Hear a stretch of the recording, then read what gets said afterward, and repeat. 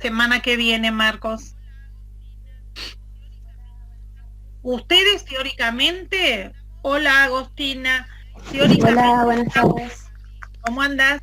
Andamos, ay, ahí estás con lentes, Gabriela.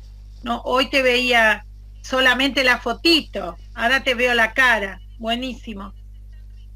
Eh, ¿Qué te iba a decir? Ustedes, yo no sé quiénes se están rindiendo, porque no me tocaron mesas de lengua. ¿Alguno de ustedes se está rindiendo examen de alguna materia que haya tenido opcional? Pasaron para julio, del 1 al 7 de julio, creo que si nos dan la autorización se van a tomar. ¿Alguno debe materias? ¿Alguno está condicional Yo debo teoría literaria, pero nos abrieron las mesas en esta de oportunidad. ustedes o no? No, no, no. Hoy nos pasaron el comunicado con las fechas No estimativas. se abrieron todavía.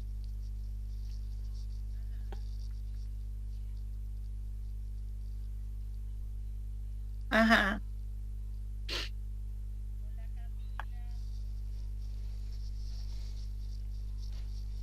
Hola Camila.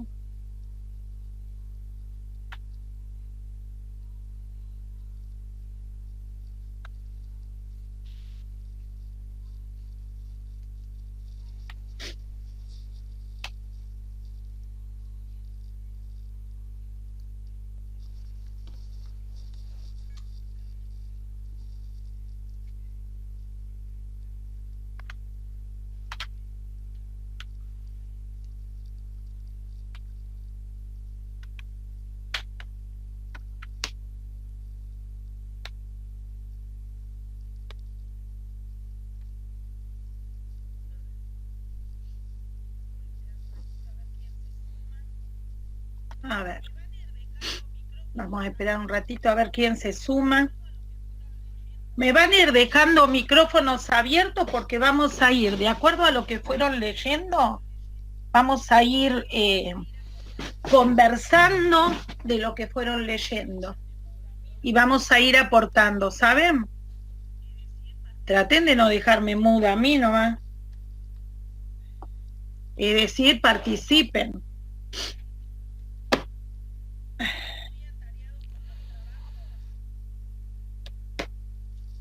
¿Están muy atareados con los trabajos?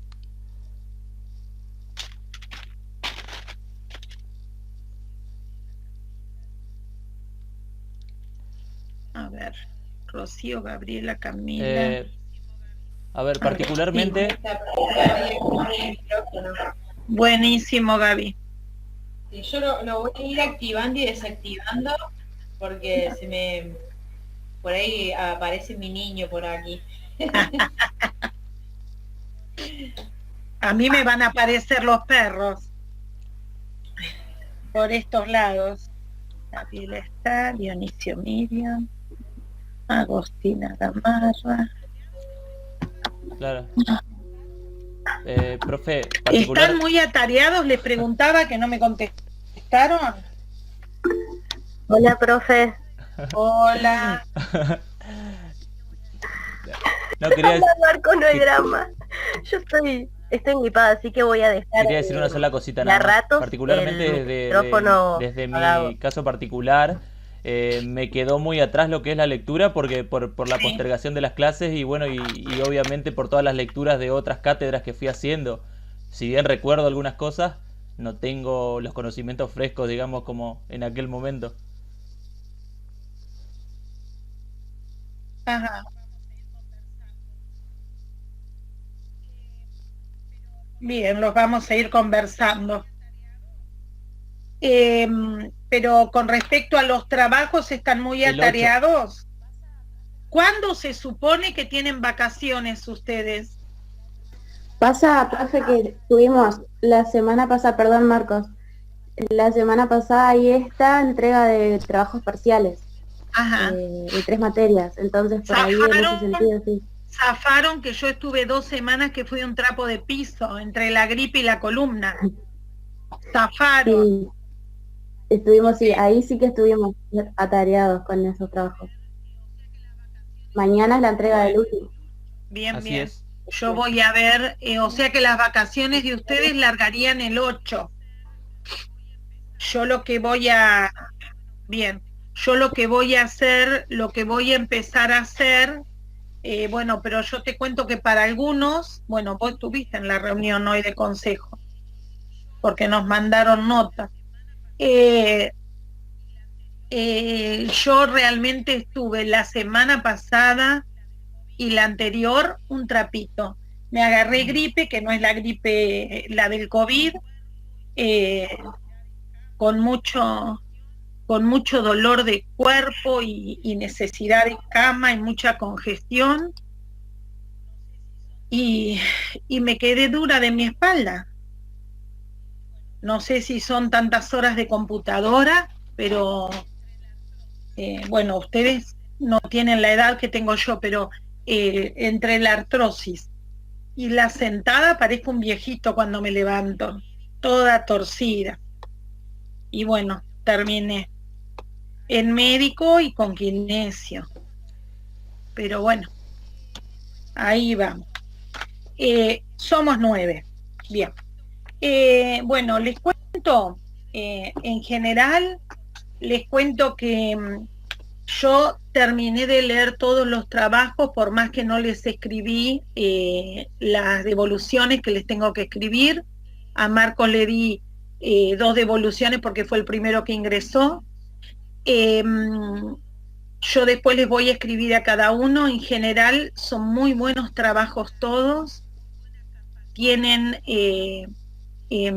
muy buena capacidad de lectura e interpretación de los que han hecho. Algunos me han confundido un montón porque han mezclado conceptos, conceptualizaciones de algunos autores, así que a esos les voy a pedir y les voy a mandar por privado, por mensajería interna, que revean esos trabajos y que los vuelvan a hacer. Si esta semana terminan los trabajos, me lo hacen para la semana que viene. No tengo problema porque por más que estemos parando, vamos a estar trabajando hasta la semana que viene y la próxima también corrigiendo. Yo que me quedé atrás con el subir 2 clases, que es lo que ustedes han estado trabajando, las voy a ir subiendo estos días. No es para que se ataquen ni se agarren de los pelos, ni Marcos se le alborote más el pelo de lo que lo tiene, sino que se me pongan las pilas como para ir leyendo e ir organizándose, y me mandan mensaje. Ustedes tienen mi celular, si no lo tienen se lo piden a Marcos y se van comunicando conmigo. Así que bueno, eso por un lado. Ustedes si estuvieron trabajando, estos dos últimos trabajos que han hecho tenían que ver con el definir el sujeto y definir la subjetividad, ¿no?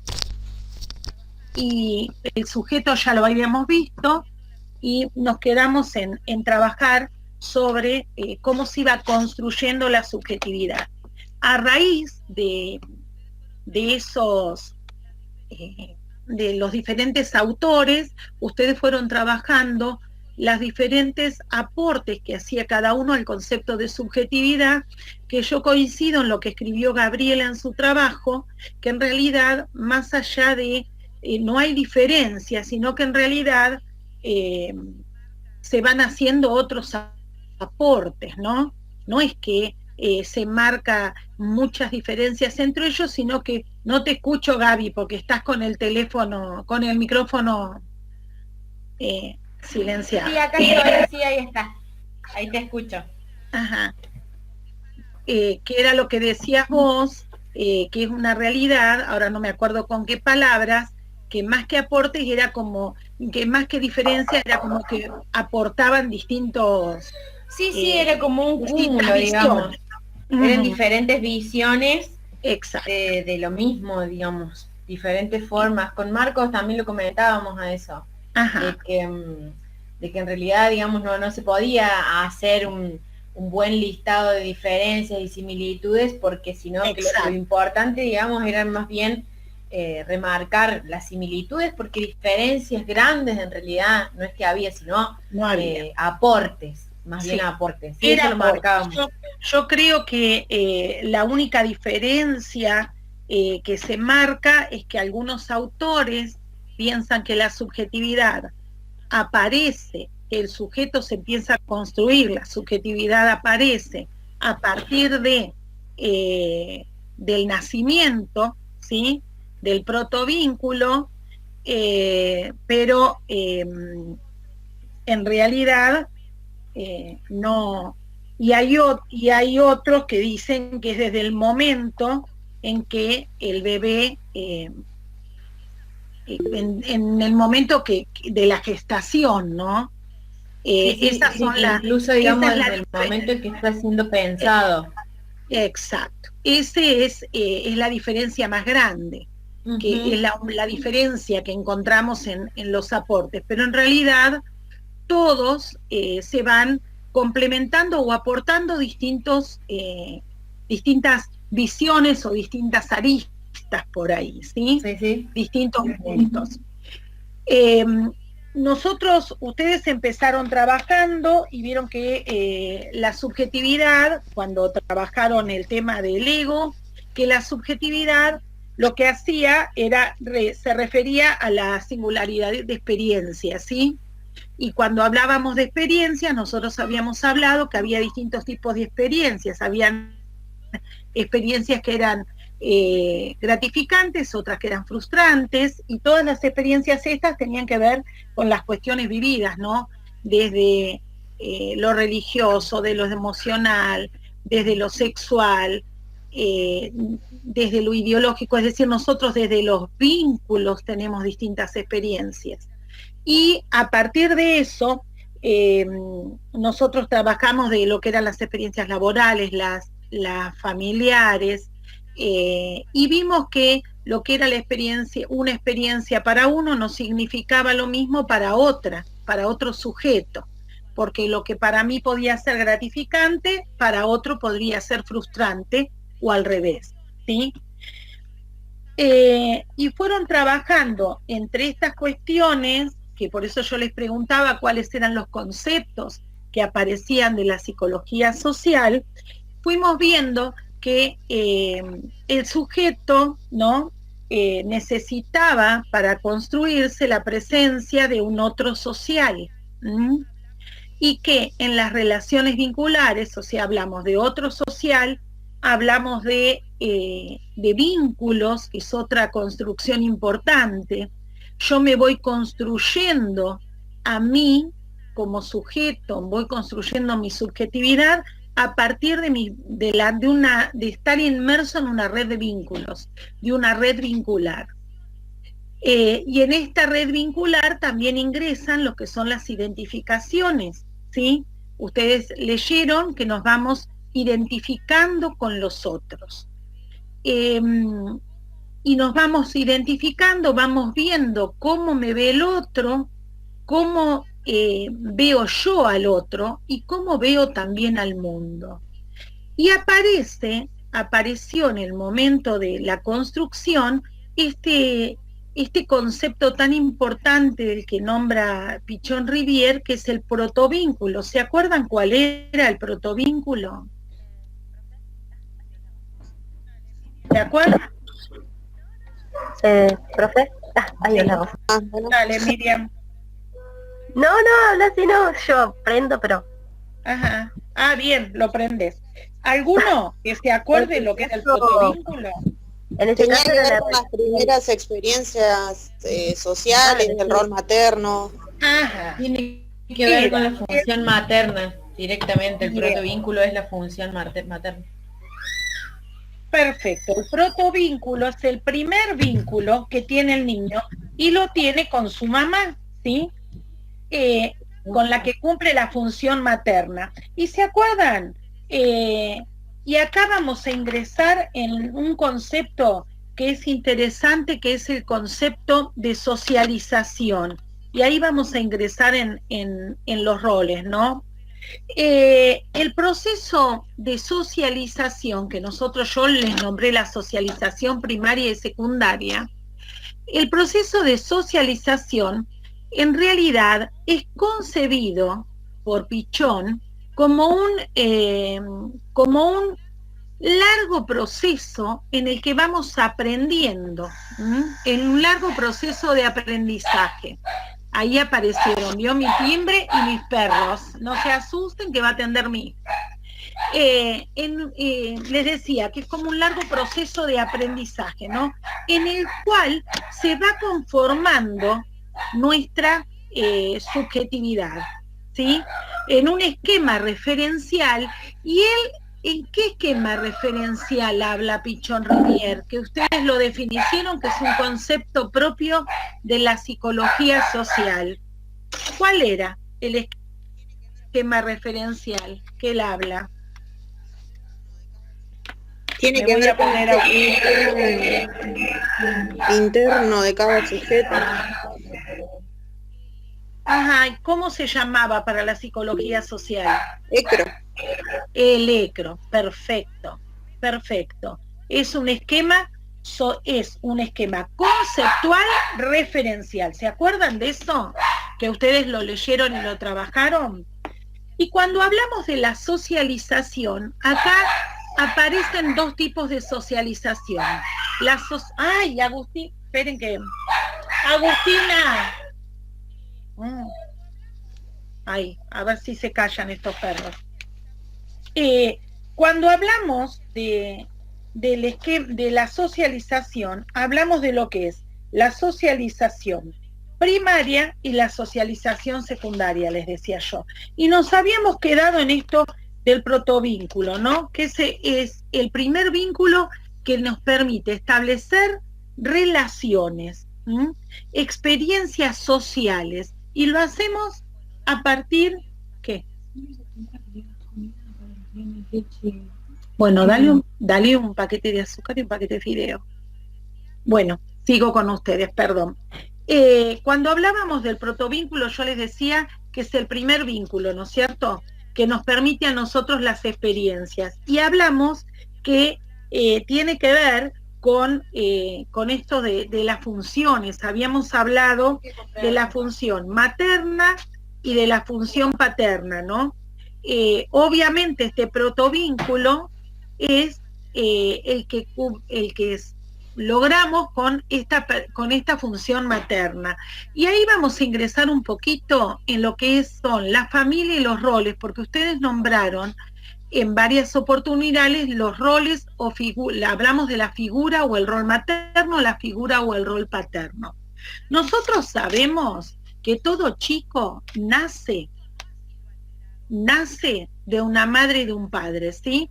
Y esto no ha sido alterado hasta el momento, porque en realidad, si bien tenemos todas estas, la fertilización asistida y demás, sabemos que hay un óvulo y un espermatozoide.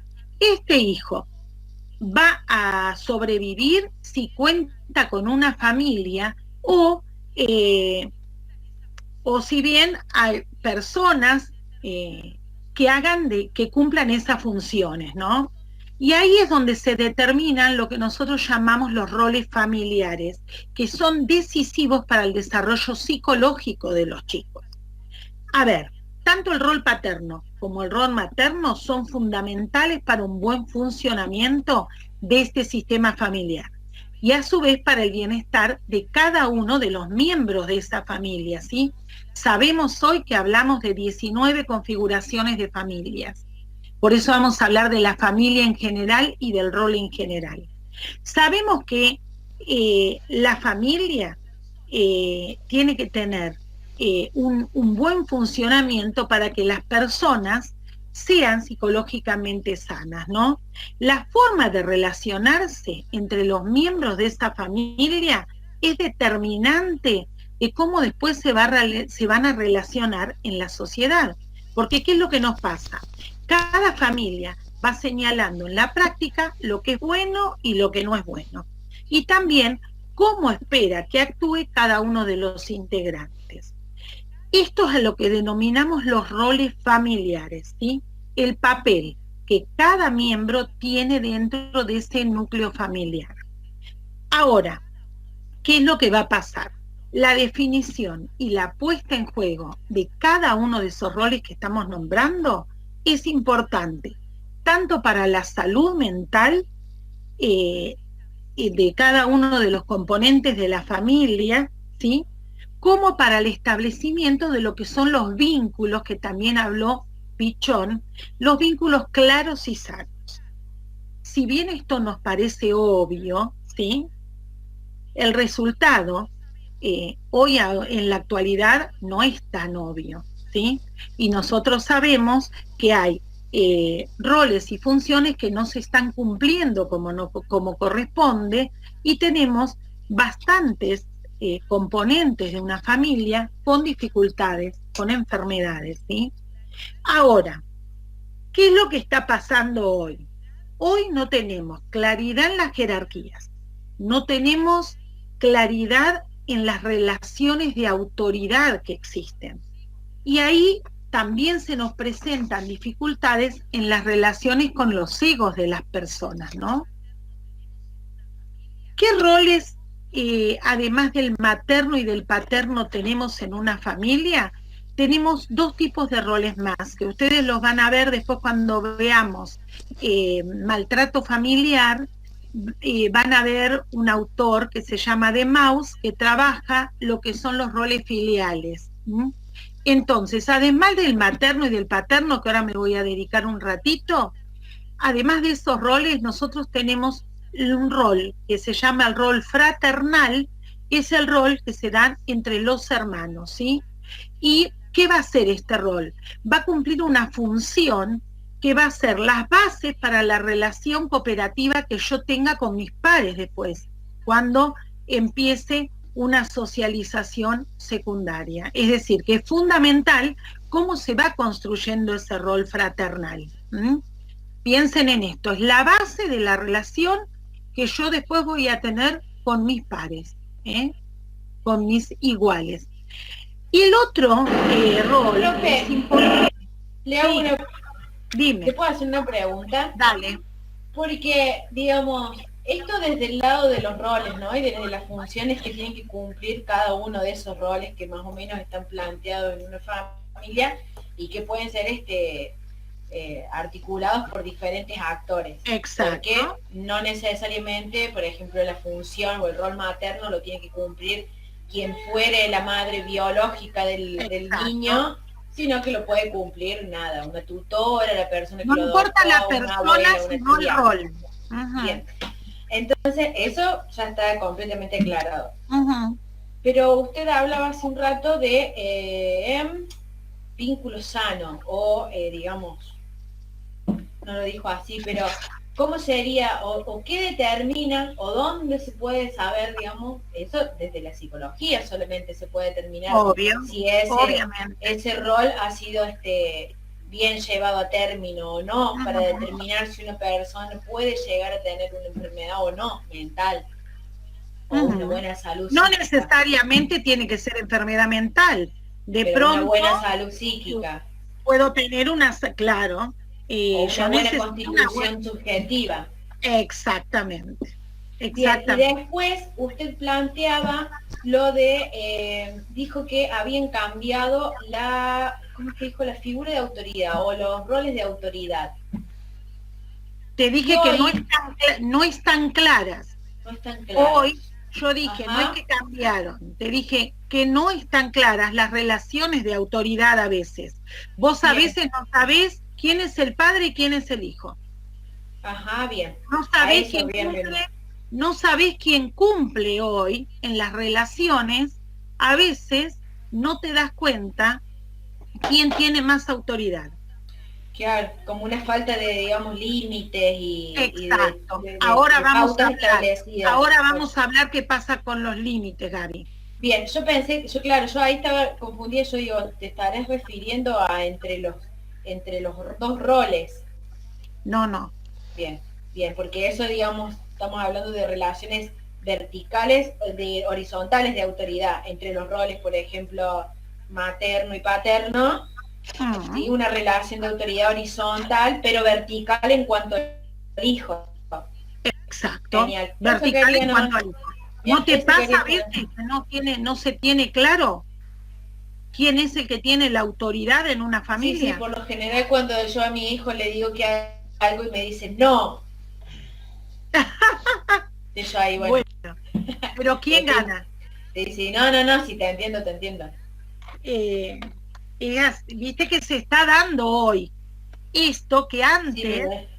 en nuestra construcción, los que somos más grandes, no lo veíamos tan claro porque los roles estaban bien marcados, las Profe, figuras estaban bien marcadas. Creo que estaban, que era en algunos casos, o lo que sería, no sé, quizá en tu infancia, pero vamos a hablar por decir, por hacer una generalización, tampoco me gusta generalizar, pero en un pasado quizá la autoridad era tanta que anulaba a la persona, anulaba también la subjetividad de la Exacto. persona, o sea, me parece que es un punto Exacto. intermedio, ni Claro, que el porque niño nos mande al tendrían, padre, ni que el ujú, padre anule al niño. exacto, lo que nos tendrían que haber enseñado de pronto es a poder expresarnos, tendrían que haber puesto una capacidad, haber tenido una capacidad de escucha mayor para no anular, ¿se entiende?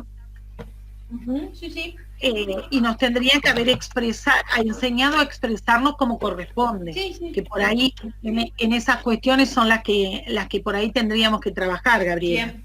No sé si estás de acuerdo, pero es lo que de pronto se ha visto en el correr del tiempo, Sí, ¿sí? sí, pero que nunca dejen, digamos, de ser seres, porque me parece que en algunos casos lo que como que a los pasa, niños se los anulaba. exacto, pero a ver, lo que pasa es que vos estás analizando desde tu cultura hoy algo que pasó en otro momento No, histórico. eso sí, te digo de encontrar un punto intermedio. Ni el niño déspota, ni el padre déspota. Me parece que lo ideal sería un intermedio. Exactamente. Y ahí estamos hablando de esta salud, de estos miembros. Si nosotros hacemos las cosas de manera articulada, ordenada y buscando los puntos medios, como vos decís, nosotros estaríamos hablando de relaciones sanas, ¿se entiende? Y de personas sanas también. Bueno, yo les decía que el rol fraternal es este que cumplíamos con nuestros hermanos, ¿se acuerdan? Es la relación de hermanos y es la base para la función con la relación con nuestros pares. En tanto, el otro rol, que es el filial, es el vínculo que nosotros como hijos establecemos con nuestros padres, ¿no? Y ahí tiene que ver un poco con el respeto de las jerarquías, con la internalización del sentido de responsabilidad. Vamos a dedicarnos específicamente a este rol materno, que la última vez que conversamos estábamos viendo cómo cómo lo caracterizábamos, ¿sí? A este rol materno. Cuando hablamos nosotros del rol materno, tenemos que tener en claro que es fundamentalmente afectivo este rol, ¿sí? Y su función va a ser la de brindar la protección y el soporte al hijo. Esto es sumamente importante que lo tengamos en claro. También este rol materno lo vamos a encontrar, el ideal es como una relación llamada llamada madre nutricia. No sé si en algún momento han escuchado hablar, que la madre nutricia es la que nos cuida, la que nos ofrece ternura, la que acaricia físicamente y emocionalmente también a los hijos, ¿no es cierto? Este es el rol. Sin embargo, acá vamos a pensar lo otro, Gaby y chicos. ¿Qué pasa cuando este rol se desvirtúa? Cuando en vez de ser la que cuida, la que ofrece ternura, la que acaricia física y emocionalmente al niño, ¿qué es lo que pasa cuando toman a sus hijos como único objeto de amor? Cuando desprecian y desvalorizan al padre y crean vínculos posesivos, que también es otra cuestión que nos puede pasar. Los vínculos son posesivos y sobreprotectores con los hijos, ¿no? ¿Cuántas mamás tenemos que sobreprotegen a ese chico? También están las madres ausentes, que son estas que se niegan a maternizar a los hijos, ¿no? En ambos casos, lo que sucede es una mutilación emocional, tanto como el que sobreprotege, como el que tiene un amor posesivo, como aquella que es una madre ausente. Ahí nos aparece a nosotros lo que es una mutilación emocional. Y obviamente este sujeto va a tener una construcción bastante débil de su subjetividad, ¿sí? Sin embargo, si nosotros pensamos el rol paterno, yo me parece que tengo esta computadora re cerca mío, me deben tener la cara de galleta así en la punta. Les decía, si nosotros pensamos el rol paterno es sumamente importante en este sentido.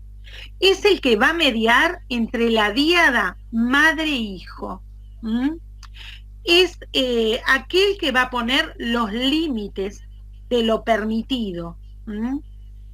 Va a ser el que va a establecer lo que es la prohibición normativa. Es decir, es un tercero que va a regular la simbiosis madre-hijo.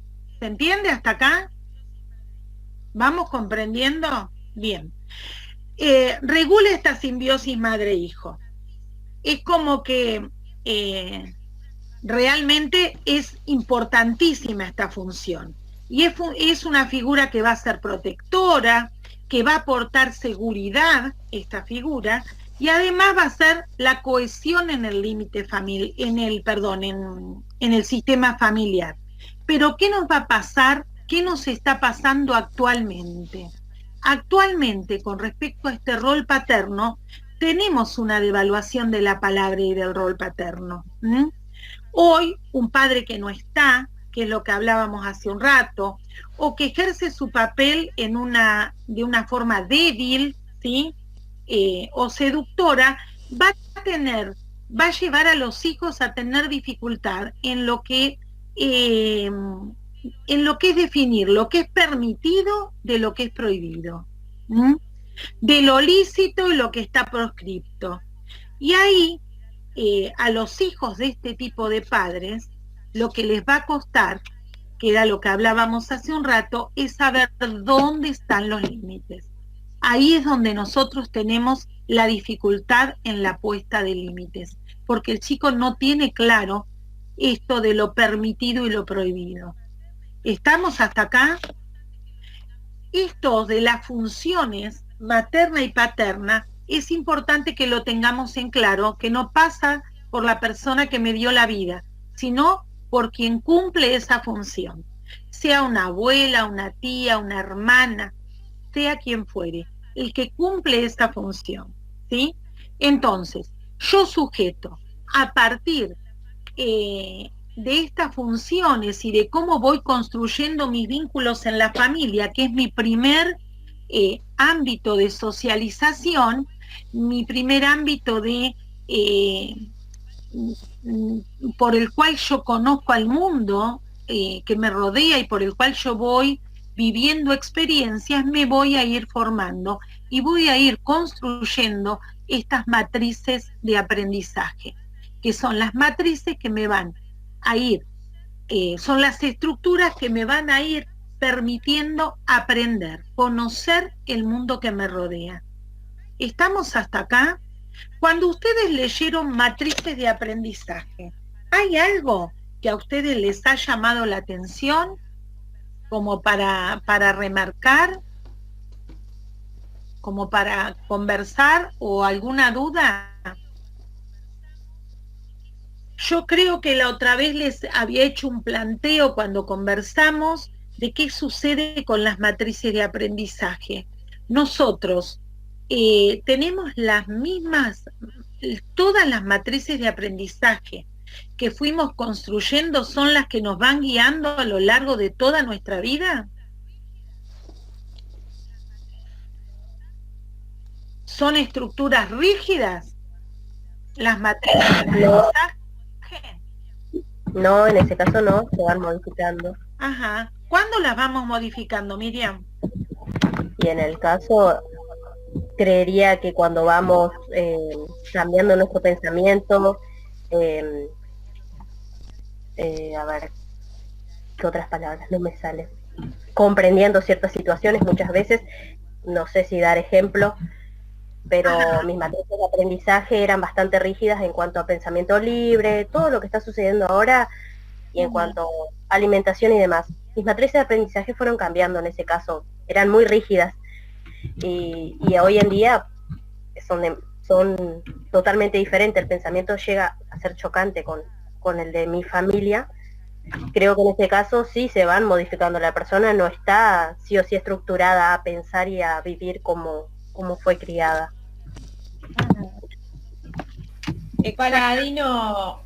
Paladino habla de la reparación del yo sufriente, de que el yo sufriente, que es esta persona que ha construido su subjetividad mediante roles fallidos, tanto materno como paterno, puede encontrar cierta reparación haciéndose consciente de ese mal funcionamiento y reparándolo a través de las relaciones nuevas que pueda formar con pares, con docentes o con algunas personas que a través de diferente guía pueden hacerle ver las matrices que han sido dañadas anteriormente o en la primera infancia.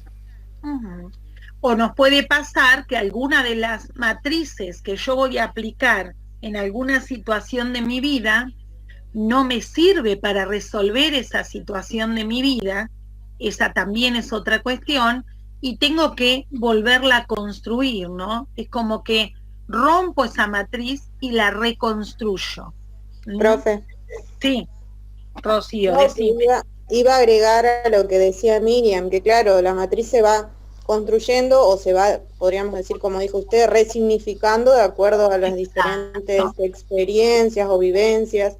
Por eso no siempre pueden ser las mismas, porque capaz lo que ya tenemos incorporado frente a una nueva situación no nos va a servir.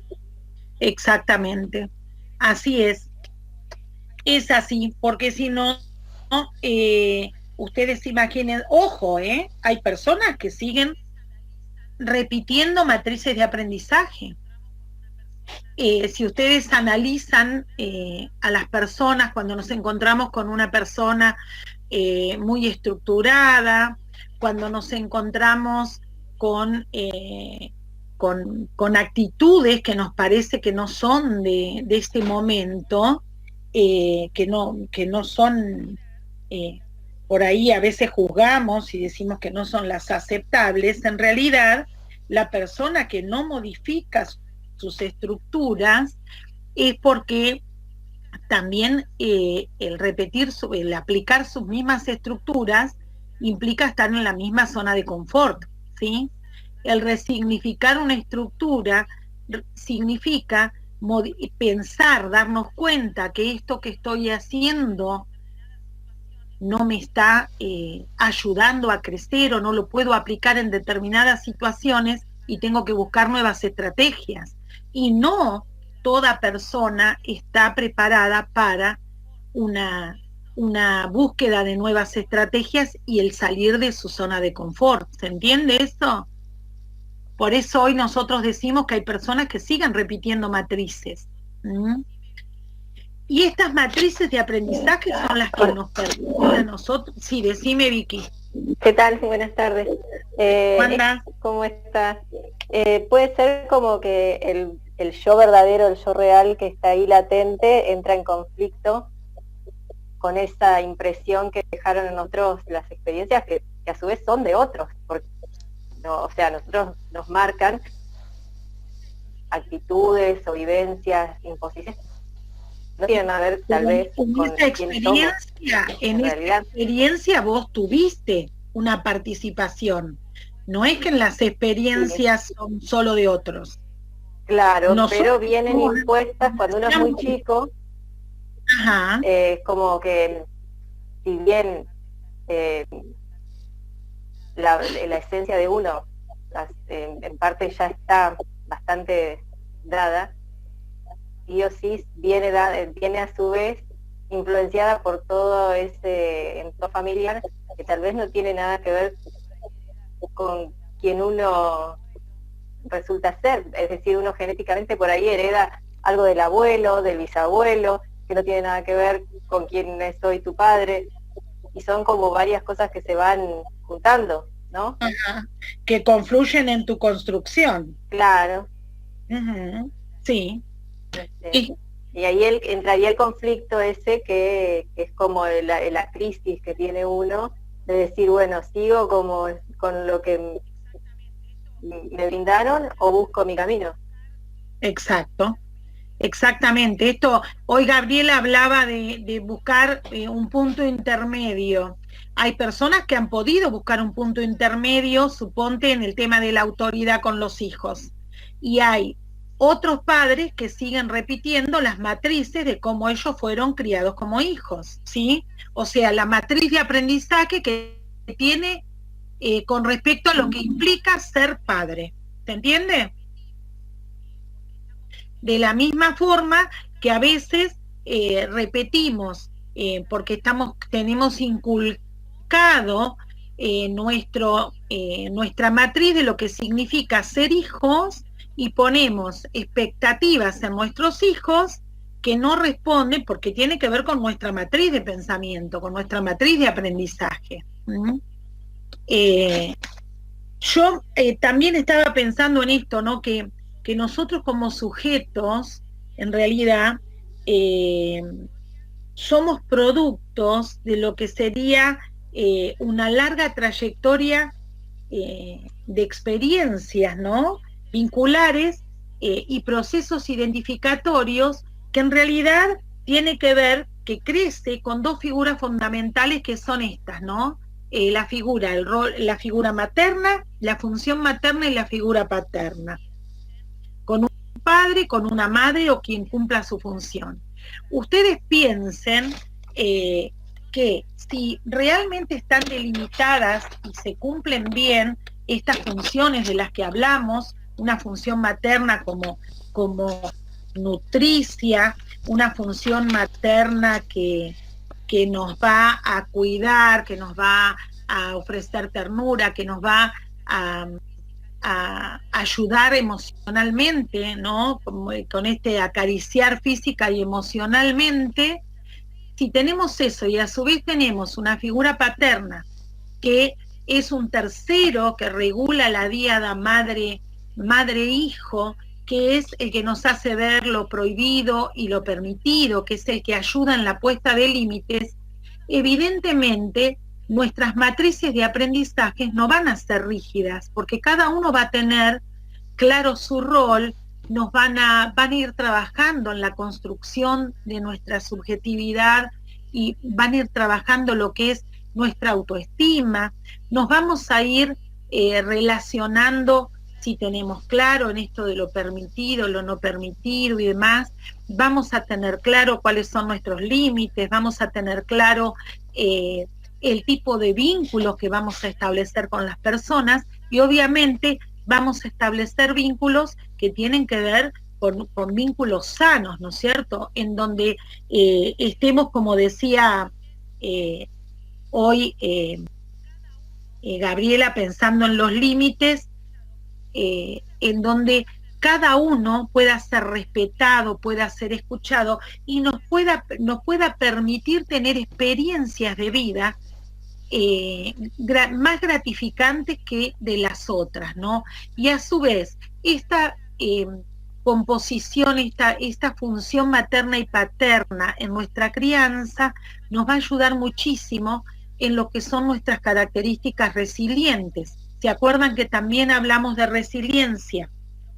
Los otros días, cuando conversamos, hablamos de lo que era la resiliencia y dijimos que era la capacidad de enfrentar, sortear obstáculos en la vida, resolverlos y salir fortalecidos, ¿no es cierto? Y que la resiliencia también es un proceso, no es que nacemos resilientes. Eso tiene que ver con todas nuestras pautas de crianza, con este cumplimiento de estas funciones y cómo nos vamos construyendo sin sentirnos frustrados, sin reprimirnos, sino tratando de ir como buscando un equilibrio entre lo que queremos, lo que deseamos y esto que podemos hacer, ¿no? Pero qué importantes son estas funciones. Estas funciones, las cumpla quien las cumpla. Ahora, cuando hablamos de socialización primaria, hablábamos de la familia, ¿no es cierto?, como la primera institución que nos ayuda en este largo proceso que es el de la socialización, que es un proceso de aprendizaje vincular. Es largo. Cuando llega a determinada edad, nosotros empezamos a ingresar a otras instituciones y aparece lo que se llama la socialización secundaria. Y estas instituciones a las que yo empiezo de las que empiezo a formar parte, pueden ser la institución educativa, puede ser un club, ¿sí? Es decir, otras instituciones en las que tengo relaciones con pares y con adultos. Y depende cómo fui haciendo mi entramado, creando mi entramado vincular, y cómo fui aprendiendo a vincularme con mis roles familiares, con los roles en la familia, va a ser la vinculación que tenga con estas personas en la socialización secundaria. En la socialización secundaria tenemos ya normas más explícitas y establecidas, porque hay una institución que nos pone pautas, y las pautas acá no son como en la familia, que son conversadas, nos van estableciendo normas de convivencia en casa y no están escritas en ningún lado, y yo voy aprendiendo qué es lo que tengo que hacer, qué es lo que no. Cuando yo ingreso a la escuela, cuando ingreso a la institución escuela desde el nivel inicial, empiezan a trabajar con los sujetos, se empieza a trabajar este nuevo ingreso a la socialización, al respeto y al conocimiento de otros roles y otro tipo de construcción de roles y vinculaciones. Cuéntenme ustedes qué experiencias tienen. Nosotros tenemos relaciones con escuelas en los que nos han permitido construir vínculos, nos han permitido construir normas de convivencia, que nos han dado la escucha, que nos han dado la palabra, nos han habilitado para hablar. ¿Qué tipo de experiencia tienen ustedes como sujetos en esta socialización secundaria, en este ingreso a las instituciones educativas, desde que iniciaron su nivel inicial hasta ahora que están en un terciario? ¿Qué tipo de experiencias tienen?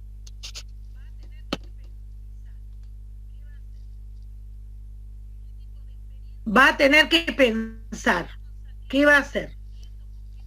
¿Qué tipo de experiencias tenemos?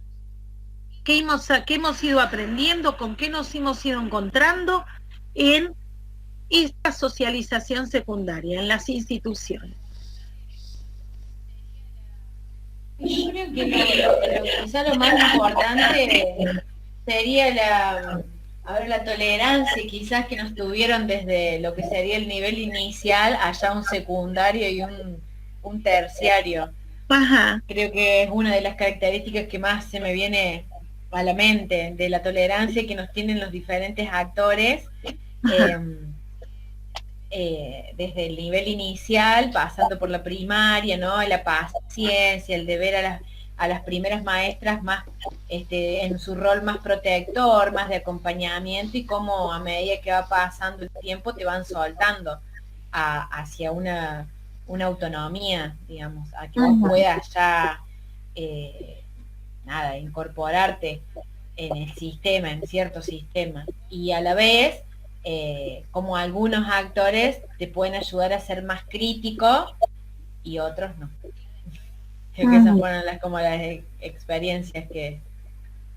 Y dice, bueno, ya después la universidad lo tomo como otra cosa aparte, digamos. O por lo menos yo cuando fui a la universidad, nada, es mucho más impersonal, digamos, el trato, que por ahí en el terciario. ¿Son más un número, decís vos? Es más impersonal, no sé si un número, porque yo siempre estudié lengua y nunca somos muchos. En ningún lugar somos muchos. Pero es mucho más distante quizás el trato. Sí. O no hay instancias de comunicación tan fluida como acá, qué sé yo, en la universidad hay clase de consulta y vos te acercas al profesor en ese horario y en ese cubículo y te espera porque es su lugar de trabajo y está siempre ahí, los miércoles a las 2 de la tarde en tal lugar, y lo encontrás o no, dependiendo de si querés encontrarlo o no. Acá es diferente por ahí el acercamiento que pueden llegar a tener los docentes. Bien. ¿Y experiencia que te haya marcado, si pensamos en las huellas que se han dejado? Señorita Marcela, 4º grado, nos ataba en la silla cuando nos movíamos. Mentira. ¿No? ¿Verdad? ¿Cuántos años tenés vos? 34. Ay, nena, ¿y existía eso? No, bueno, la echaron a la señorita Marcela. Sí. Ah, un encanto era la Sí, señorita amorosa. Amorosa la señorita Marcela. También le ponía aros a los chicos, a los varones, cuando hablaban mucho. Le ponía los aros, clips. Sí. ¿Te das cuenta de esos que son? Sí, Bueno, los clips. Sí. A Nico Bálaga, un compañero, y le decía, bueno, como a Nico le gusta mucho hablar, le vamos a ponerle un arito. Y entonces le ponía un arito. Dios Bueno, mío. eso es, crea la subjetividad, ¿no? Pobre Nico Bálaga. Sí. ¿Y cómo influye? Vos imaginate en ese chico, porque ese chico fue humillado al ponerle... Nico Bálaga tuvo un par de problemas legales después con el paso de los años, pero no sé si habrá sido como resultado de lo que pasó con la señorita Marcela. Pero sí, voy a eso, que fue medio traumático. Por sobre todas las cosas, contarlo en mi casa y que no me creyeran. Eso también fue ahí como... Porque viste que hubo un momento en que la escuela siempre para la familia tenía la razón. Después nos dimos los tiempos de poder escuchar a nuestros hijos y tratar de dilucidar cuál era el kit de la cuestión en realidad, ¿no? Porque hemos pasado como, socialmente hemos pasado como varias instancias, ¿no? Socioculturalmente. ¿Qué otra experiencia tenemos? A ver el resto. De las chiquitas, ¿qué experiencia tienen con la institución? Yo ahí me quedo en docentes que dejan huella cuando escuchamos a Oscar Giglione, que en esto de qué tipo de huellas dejamos, ¿no? Y no nos damos cuenta a veces de lo que hacemos. Espero que cada uno de ustedes piense en el momento de estar frente a alumnos, ¿no? De poder mirarlos como corresponde y de tratar de entender qué situación es la que se vive. Yo estaba pensando, Gabriela, en el ejemplo que había leído de tu alumno, que no me acuerdo si se llamaba Andrés. Sí, Andrés Turelo. Contale al resto porque es muy interesante eso. Andrés Turelo era un alumno mío. Una huella.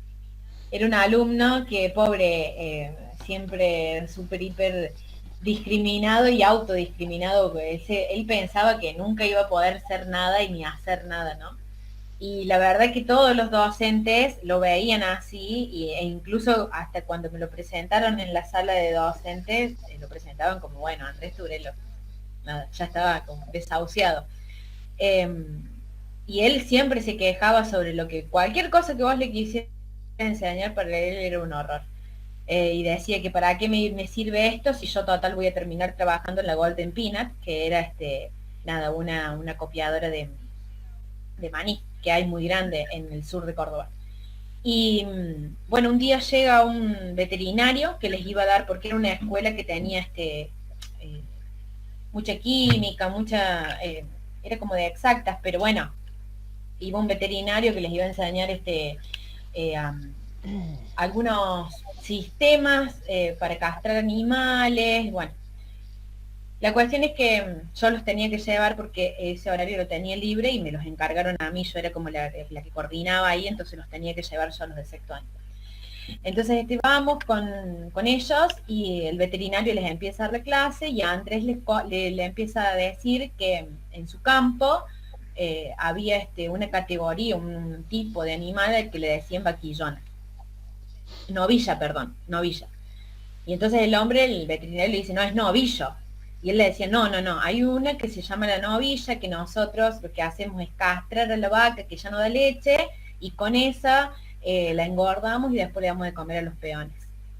Entonces el veterinario como que no le creía, entonces Andrés Turelo le dice que al otro día le iba a traer las cosas y se les iba a mostrar. Entonces continúa, al otro día llega Andrés con todo un aparato enorme que usaban para castrar, para ligarle las trompas a una vaca, y entonces le da toda una explicación él al veterinario sobre cómo se castraba, digamos, a la vaca para convertirla en novilla y darle comer a los peones. Entonces yo ahí en ese momento entendí, digamos, lo que era, por ejemplo, para mí fue ver lo que eran las inteligencias múltiples en acción. Porque no era que Andrés Turelo no sabía, no podía, era que simplemente su interés estaba centrado en otro lugar, Entonces Andrés era un chico muy inteligente, muy empático, recuerdo haber visto una película con él, que se había puesto re mal, bueno, en una época, porque por una película que vimos en clase, pero era muy especial, y a mí no me caía bien Turelo. No era una persona que no me caía bien, no era un chico que yo dijera, wow, qué divino ser humano, no me agradaba del todo, pero sí pude observar eso, que quizá todos los docentes que tuvo, la gente que tenía actualmente, lo criticaba, digamos, y en esa crítica, él cada vez se iba empobreciendo más, o sea, transformaba en su propia subjetividad, diciéndole lo que él era, sin darle la posibilidad de explorar otras cosas. Entonces, llegado, digamos, pasó el tiempo y yo tenía que dar, era como una bolilla libre, una unidad que nada, no estaba destinada, ya habíamos dado todo, y yo hice radio para mostrarles, y bueno, él hizo un micro radial que tenía que ver con todas cosas del campo y le encantaba y era un orador espectacular y hacía unos textos bárbaros, pero todos quizás se lo perdieron y quedaron en que Andrés Turelo iba a trabajar en la Golden. Ni sé qué hace Turelo, a lo mejor trabaja en la Golden, la verdad que no lo sé, pero lo que voy era cómo a él le afectaba eso que decían y siempre pero se ahora tiraba abajo. Vos pensás que esto ya viene desde su familia. Y desde su más tierna infancia. Exactamente. Porque también su familia le decía que él iba a trabajar en la Golden. Era como, era como el destino final. La Golden era una empresa re linda para trabajar, pero era como un castigo. Exacto. Como vos no podés, como vos no sabés y no sos inteligente, vas a trabajar en la Golden. Eso era él. Y él realmente lo creía, porque todo el mundo se lo decía. Nunca, ni siquiera pensó en otra posibilidad. Ahora vos, de esto, y todos acordémonos, el día que trabajemos lo que es el estigma. Cuando trabajemos la teoría del etiquetamiento, el estigma, en esta cuestión es como que le ponemos un rotulito, le damos, y con ese rotulito hacemos que esa persona actúe ese rol que le estamos dando. Claro, tal cual, él actuaba de esa forma, o sea, no pensó nunca en otra posibilidad. Fíjense que acá la función, el rol subjetivante del docente estaba fallando. Porque el docente es aquel que tiene que ayudar al alumno a construir su subjetividad, pero a construirla sanamente, no empobrecida. ¿eh? En este caso, este rol subjetivante que estaban cumpliendo todos los que tuvieron como alumnos a ese chico, no lo ayudaron ni siquiera a tener características, a poder descubrir y trabajar en él características resilientes, porque la resiliencia es algo que se aprende, se trabaja, se construye.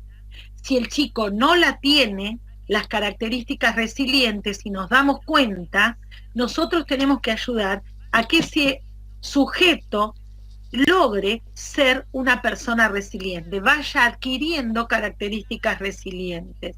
Y si nosotros vamos trabajando como corresponde con cada uno de estos chicos, su subjetividad no va a estar ni quebrantada ni empobrecida. Fíjense cuál es la imagen de sí mismo que tiene. Esa es la imagen que le devuelve, que le devolvemos, ¿no? Desde las relaciones vinculares se le va devolviendo esa imagen. ¿Cuánto de eso nosotros tenemos? No solo en la familia, sino en las instituciones educativas. Muchísimo de esto tenemos. ¿Alguno que tenga otra experiencia de su ingreso a lo que sería una socialización secundaria al ingresar a la institución?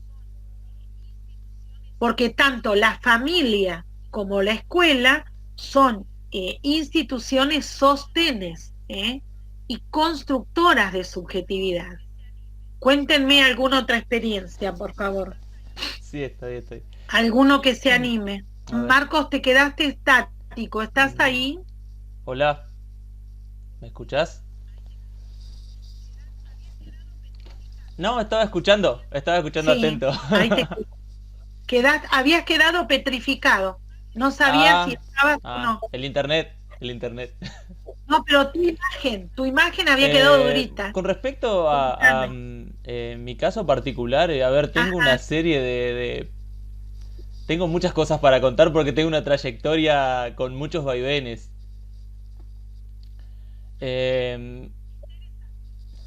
Sí, estuve... en principio, cuando inicié mi trayectoria escolar, estuve en Vélez Sarsfield desde jardín de infantes hasta 9º grado. Después me quedé sin cupo por amonestaciones y me tuve que ir.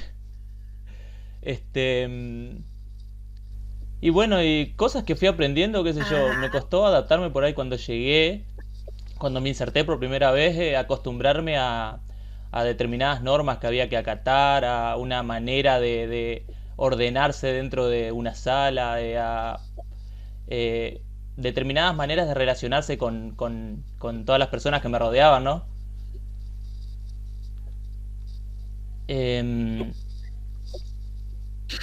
Después, bueno, no sé, tengo mucho para contar, no sé si alcanza el tiempo.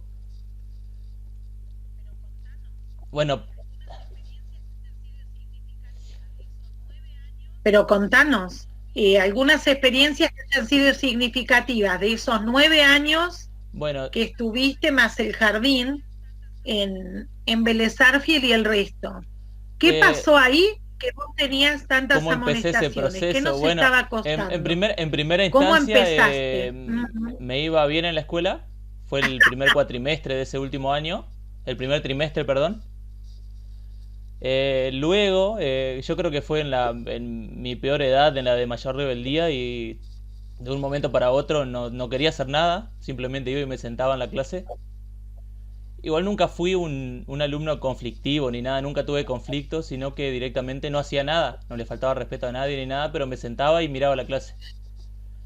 Y las amonestaciones fueron porque la directora estaba un poco cansada de que yo no haga nada y me conocía de hace mucho tiempo y bueno, y me empezó a poner amonestaciones por tener la camisa fuera del pantalón, por olvidarme la corbata, y así fue sumando hasta que llegó a las 25 amonestaciones y bueno, y me quedé afuera de la escuela.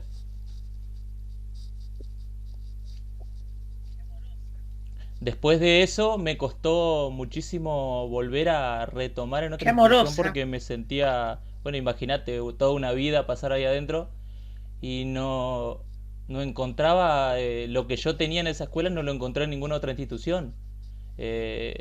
estuve 3 años sin ir a la escuela, decidí dejar. Porque no encontraba, pasé por otras instituciones. Y sentido de pertenencia, era como mi casa, la ¿Qué es lo escuela que esa. tenías que no Yo me encontraste? sentía parte de ese lugar. Y en los otros lugares, bueno, obviamente por desconocimiento, porque no conocía a nadie, Mira, me sentía diferente. Y eso no favorecía mis ganas, digamos, de aprender. Después de eso, em, al pasar los 3 años, decidí retomar mis estudios, terminé en un BAPA, en la Almafuerte, ujú. terminé ahí la secundaria. Em, la verdad me fue muy bien. Y bueno, lo que me pasó, que siempre lo comento con todos mis compañeros y compañeras, es que esa sensación que yo tenía en aquella escuela, en Vélez Sarsfield, la volví a encontrar en Normal, por ejemplo. Me pasó, es lo que me pasa con Normal, particularmente. Eh,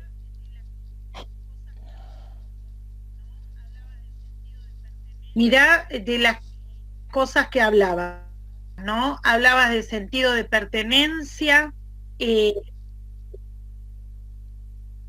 ¿Ibas a decir algo? Ah, ok. Bueno, también en lo ujú. que es mi trayectoria en el terciario tengo varias carreras iniciadas e inconclusas. O sea que tengo, digamos, un recorrido por varias instituciones, incluida universidad, estuve en la UNER, como para comparar con lo que estoy en el lugar donde estoy ahora. Y siempre yo resalto y digo que en Normal encontré ese ambiente familiar y ese sentido de pertenencia que no encontré en ningún otro lugar, excepto en mi escuela donde estuve tanto tiempo.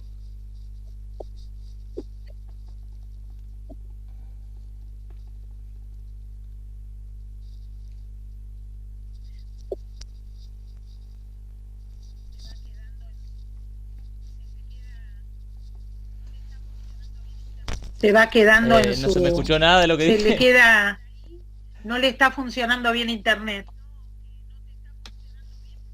Por ahí lo que, sí, no, Ok, que no te bueno, está funcionando bien porque no te lo escuchamos que mal, yo lo escuchamos decía es hasta que normal. ¿Y después qué tuve pasó? varias carreras mi trayectoria, digamos, a nivel terciario,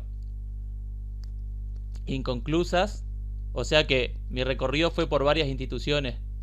Entonces yo siempre utilizo eso para comparar con el lugar donde estoy ahora. Y lo que siempre les digo a mis compañeras es que yo normal volví a encontrar ese sentido de pertenencia y ese trato humanitario que no lo encontré en otros lugares, excepto en mi escuela de origen donde lo dije anteriormente.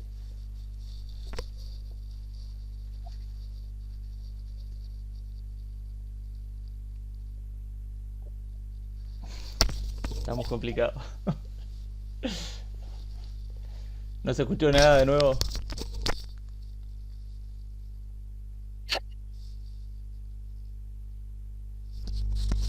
¿Se escuchó algo de lo que dije, profe?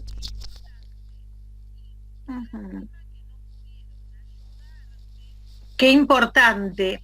Y qué lástima que no pudieron ayudarte para que puedas concluir tu trayectoria. Porque si no eras irrespetuoso, no causabas problema, yo me pongo a pensar, tranquilamente si hubiesen prestado atención. Sí, sí, te escucho, te escucho. Te ¿Cómo? escucho. ¿No me Ujú. escuchás? Es mi internet, seguramente. Se queda ahí. Bueno, yo en general hablo a todos, ¿no? Sí, yo lo que... Sí.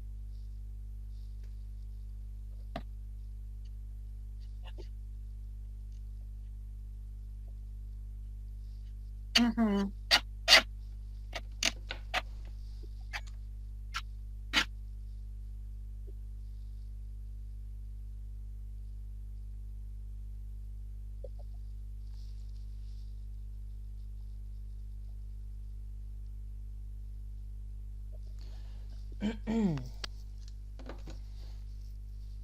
No-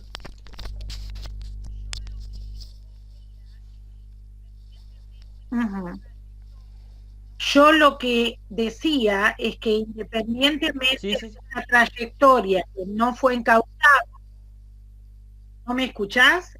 Gabriela, ¿se escucha cuando hablo? Sí, se te corta, pero te escuchamos, yo te escuché. El tema es esta cuestión que estoy pensando, que en esa trayectoria escolar que no era encauzada, cuando leamos Terishi, cuando trabajemos trayectorias escolares, bien, en esa trayectoria escolar que no fue una trayectoria no encauzada, pero que es una trayectoria real, eh, es una lástima que no se haya atendido a la persona, al sujeto en sí, para poder ver cuáles eran las dificultades que se te presentaban para que no llegues a, a salir de la institución, ¿se entiende? Que de pronto hoy, pensando en esta educación inclusiva, en este modelo de educación que tenemos hoy, es importantísimo que tengamos en cuenta esta cuestión de... Ah, mira, espera que tengo un montón de cosas que está escribiendo acá. Sí, sí. Ahora les voy a leer algo que están escribiendo. Ustedes estarán leyendo lo que escriben. Les decía esto, que en estas cuestiones vamos perdiendo. En lo que es una educación inclusiva hoy, tenemos que atender al sujeto de la educación específicamente y tenemos que atender a todos sus intereses, a las inteligencias múltiples que hablaba Gabriela, a todo eso que hace a que tenga una subjetividad y que sana y que realmente vaya construyéndose como sujeto de la mejor manera posible y con la mayor cantidad de posibilidades. Y en las instituciones es necesario cumplir nosotros como docentes ese rol subjetivante, pero subjetivante para marcar huellas positivas, ¿sí? Esperen que estaba leyendo acá lo de Victoria, que recién veo, no una madre, sino cualquier persona. Sí, Victoria, lo que escribiste, no todas las relaciones son iguales, es verdad, con los distintos hermanos también. Esto que marcás, Victoria, con respecto a las relaciones de padres e hijos no son iguales con los diferentes hermanos, es así. Muchísimas veces, y lo vamos a ver cuando veamos maltrato infantil, en lo que es el abandono emocional, lo que se llama abandono emocional como tipo de maltrato infantil, lo que se hace es hacer comparaciones, dejar de lado a hijos, dar más relevancia a un hijo que al otro, y tiene que ver con esto que vos estás marcando acá, y ahí nos damos cuenta que no son vínculos sanos, como yo les decía. Si no cumplimos los roles como corresponden, los vínculos no son sanos, ¿no? ¿Alguna otra experiencia que hayan tenido de este pasaje a lo que es la socialización secundaria desde el ingreso al jardín hasta ahora, que podamos marcar como una huella importante en nuestra vida? Así como me hablaron cuando trabajamos de los profesores que tuvieron, pero pensando en la institución en sí, en lo que genera la institución en sí y en qué les contribuyó la institución educativa en su construcción como sujetos. ¿Alguna otra experiencia? Estoy de acuerdo, Verónica, que no todas las experiencias son gratas, no todas las huellas son gratas con los docentes, a veces en las instituciones, porque en realidad todo docente deja marca, deja huella, pero hay que ver qué tipo de huella, ¿no? Cuando vos acá me hablas de lo que es discriminación, sucede que se discrimina como docente, discriminamos, humillamos, comparamos alumnos, eh, los menospreciamos, los etiquetamos, porque por ahí los comparamos con algún compañero o con hermanos. Es decir, obviamente no todas las huellas que deja un docente son gratas, obviamente que no. Y de las que son buenas vamos a aprender, y de esas huellas que nos lastimaron también aprendemos, porque aprendemos a no repetir esas actitudes, aprendemos a no hacerle a otros lo que nos hicieron a nosotros, ¿no es cierto? Se aprende también de eso. A ver, algunas de las jovencitas que nos cuenten algo de su experiencia escolar. ¿Y por qué hay chicas? Bueno, no sé las edades acá, pero yo he leído que algunas tienen 19. Mira, Agostina Gamarra me suena que es jovencita. Rocío Núñez también la veo jovencita en la No, foto. profe, tengo 26, jovencita de dos. A ver, hija, y sos jovencita también. Pero No, Quirós bueno, también tenés no, cara de... 19, ¿no? Bien, tiene 19. Ah, no 19. Agos, pero contanos algo de tu experiencia escolar. Bueno, yo escuchándolo a Marcos recordaba cuando ingresé, me pasó algo muy particular. Todas las instituciones educativas a las que asistí fueron siempre escuelas de barrio, ¿no? Entonces, creo que eso me marcó mucho porque es como que la escuela de barrio, el trato es no sé si más personalizado, pero es como diferente respecto a las escuelas grandes por ahí, o del centro, porque nunca, la primera vez que fui a una escuela del centro, o una escuela grande, fue acá, normal, porque antes siempre, bueno, primaria, secundaria y jardín, siempre escuelas de barrio, y me pasaba eso, que como que los docentes éramos grupos chiquitos, siempre fuimos grupos en las escuelas en donde estuve, éramos grupos muy chiquitos, entonces los profes ya se sabían nuestros nombres, por ejemplo, nos trataban así con nuestro nombre de pila, por ahí se sabían nuestro contexto, sabían nuestra situación familiar, qué sé yo. Y era a mí me pasó eso de que sentía también algo parecido a lo que sentía Marcos de estar en tu casa en la escuela, porque sentía eso. Me pasaba que por ahí no me costó el proceso de socialización secundaria, no fue complejo, complicado en mi caso. Fue muy simple porque sentí que todo se fue dando naturalmente, no sé si en algún momento, no sé si es sano tampoco, no sé si en algún momento salí de mi familia, porque era como una extensión de mi familia a la escuela. Pero ¿A dónde eso fuiste a fue la lo que me escuela? pasó.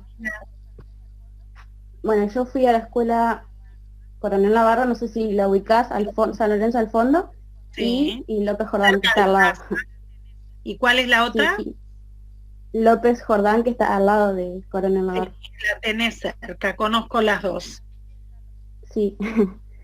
Y bueno, y Sí, esas sí. escuelas era así el trato que teníamos, e incluso con nuestros compañeros también siempre fue, tengo vínculos con mis compañeros de primaria y de secundaria hasta el día de hoy, que hablo con ellos, me encuentro con ellos hasta el día de hoy a compartir, qué sé yo, comidas, tomamos mate, entonces por ahí, esa fue mi experiencia. Y con lo que eran las pautas institucionales, vos, con respecto a eso, ¿no? A esta cuestión de normalización, de poner normas, de hacer que cumplamos determinado tipo de, que seamos como alumnos de tal o cual manera. Con respecto a eso, ¿cómo te sentiste vos? Es que en realidad no creo que haya sido, bueno, no sé si en todas las escuelas era igual, pero no fue muy estructurado en el sentido de riguroso. No había normas así de que te digan, bueno, por ahí lo de las amonestaciones no era tan así. Siempre se buscó en las escuelas donde estuve yo de que los chicos estuvieran en la escuela realmente y encontrar todas las formas posibles de que no salgan del sistema educativo. Entonces las normas no, en ese sentido no era algo que se sufría, digamos, era... Las normas Sí, estaban, pero no eran sí, impuestas, claro, sino que sí, en cierta forma es como que uno era parte sí, de la construcción de esas cuestiones. Bien. sí, sí. En realidad, eso que pasó en tus escuelas tiene que pasar en todas las escuelas, por más grandes que sean y por más cantidad de alumnos que tengan en un aula, porque uno tendría que conocer al que tiene enfrente, tendría que conocer su contexto, tendría que saber cómo es su familia, cómo es la relación con los vecinos, qué es lo que hace al contexto de la escuela en sí, ¿no es cierto? Y eso favorece un montón lo que es el aprendizaje, que eso en realidad es lo que hoy nos está pasando mediante esta escolarización virtual que uno tiene. Por ejemplo, les hablo desde la escuela primaria y desde el nivel inicial, porque han tenido que buscar una forma de relacionarse en la no presencialidad los docentes, hemos tenido que buscar una forma de relacionarnos que implicó conocer realmente el contexto del alumno, es decir, ver si tiene posibilidades de conectividad, si no tiene posibilidades de conectividad, si hay adultos que acompañan, si no hay adultos que acompañan, si hay un solo celular en la casa para trabajar todos, ver cómo viven, en qué situación, cómo son las relaciones familiares, porque a veces en una en una videollamada, el docente puede ver muchísimas cuestiones y analizar muchísimas cuestiones y conocer del contexto de ese chico, que en la presencialidad a veces la perdemos. La perdemos porque uno sigue trabajando, porque va resolviendo las situaciones áulicas, porque van surgiendo cuestiones y uno las va resolviendo, hay un problema de convivencia, se conversa y se trabaja, y se resuelve. Ahora, en la no presencialidad, tenemos que realmente conocer para poder manejarnos y ayudar a ese sujeto de la educación que esté en sala de 4, en primero, en sexto o en sexto año, pueda continuar, pueda progresar en su proceso de aprendizaje. Gabriela, ¿vos estabas por decir algo? Sí, profe, pero justo en mi casa están correteando, me están jugando.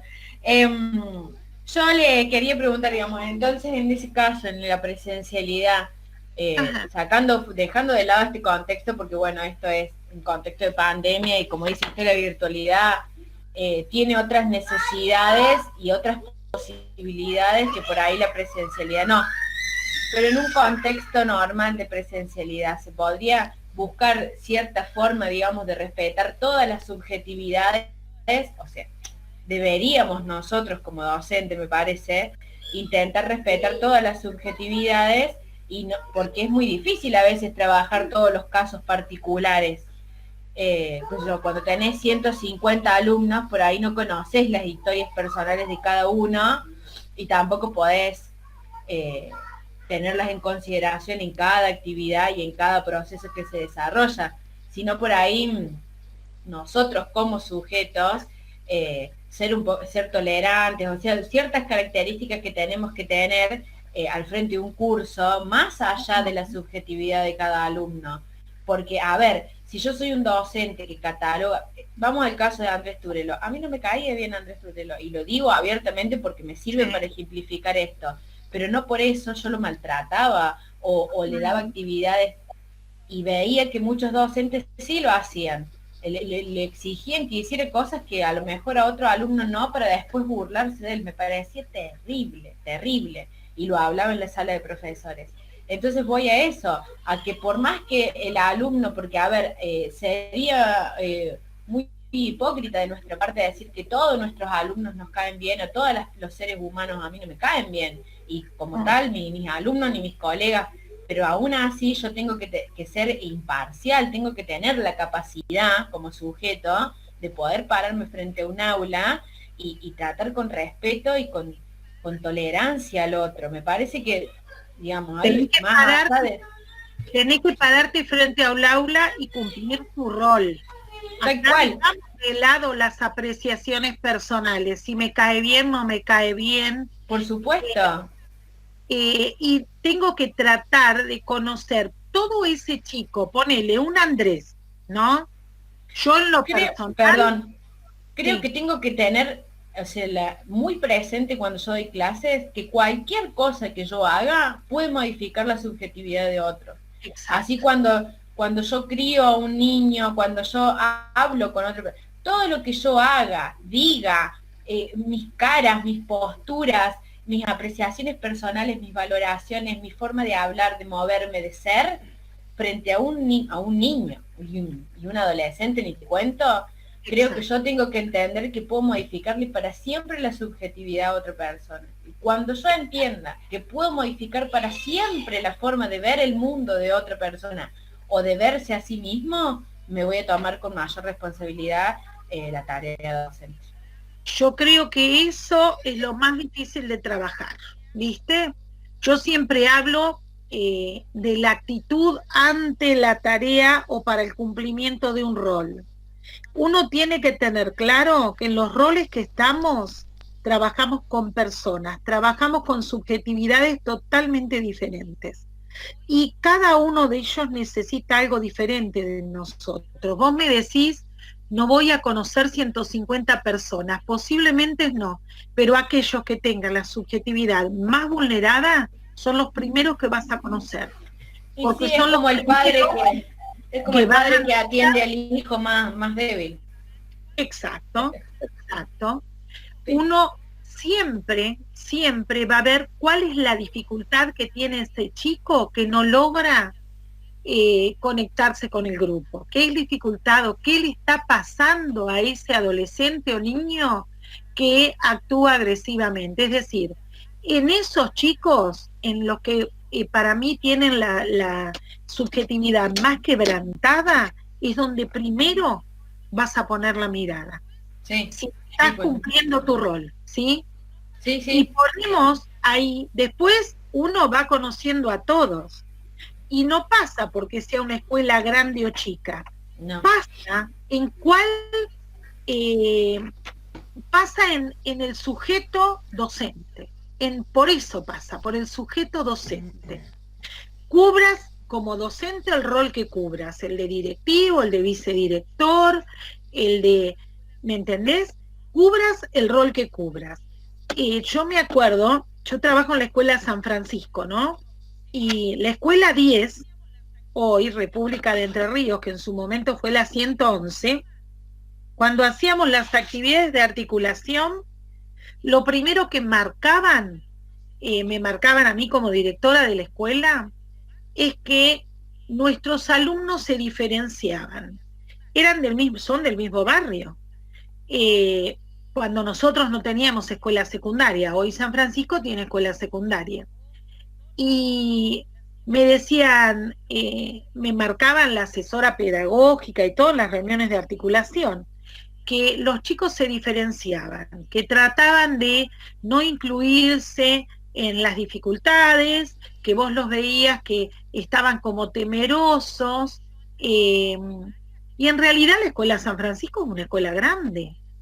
Hoy yo entre jardín y primaria tengo 600 alumnos, secundaria tiene cerca de 300, es una escuela grande, cada uno tiene su nombre y su nombre primero.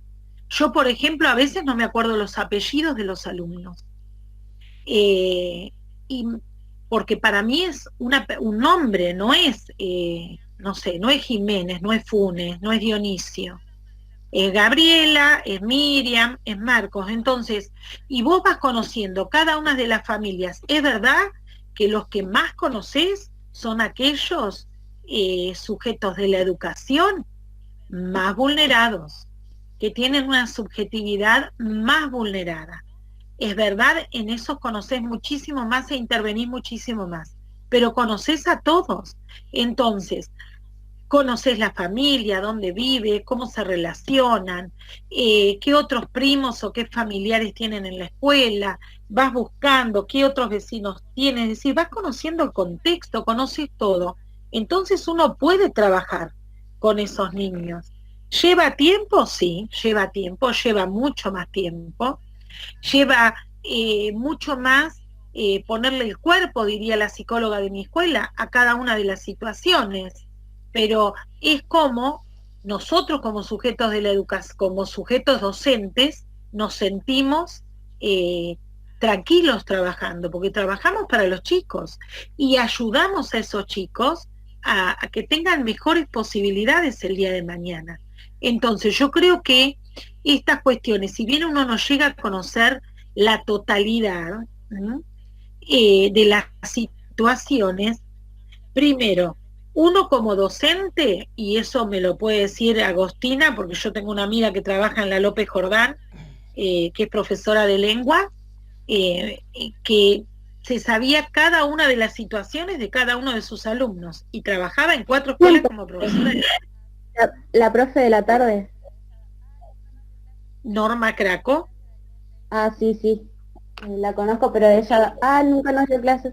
A nosotros nos daba clase Daniel Teira y bueno, otro. Daniel, y bueno, el hijo de Teira estaba, terminó el año pasado, Sí.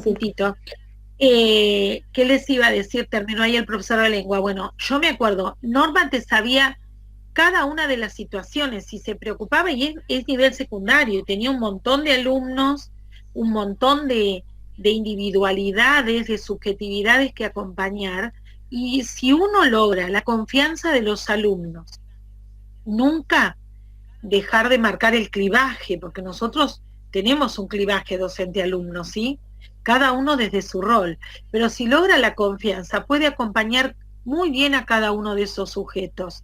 Y ustedes piensen que si viven en hogares que son disfuncionales, que tienen una situación de vida o un contexto bastante complicado, el único lugar donde va a tener un poquito de olor de mar, diría, de airecito de mar, decía Elena Santa Cruz en un congreso sobre rol docente, va a tener un poco de aire de mar conociendo sujetos docentes que lo ayudan positivamente a construir su subjetividad. Entonces, tenemos que analizar muy bien, y me quedo con esto de que dijo Gabriela, de que vamos a modificar, vamos a intervenir y ayudar a crear la subjetividad de nuestro alumno para de forma positiva o no. Bueno, gente, yo los voy a ir dejando, voy a ir, ahora me voy a quedar y les voy a escribir, porque tengo todo escrito en mi cuadernito, las apreciaciones de los trabajos. El que tiene que reformular algún trabajo, lo que ustedes van a tener que hacer es tratar de hacerlo para la semana que viene, si no lo van conversando conmigo. Voy a subir las clases que me quedaron de estas 2 semanas para que las vayan pudiendo completar, y creo que nada más. Sí, de mi parte ninguna pregunta. ¿Alguna pregunta a ustedes? ¿Están todos vivos ahí? Porque hasta Gaby le veía la cara, no de le mi veo parte más la ninguna cara. pregunta. Yo desactivé la cámara justamente por el internet para que no se me Marco. corte.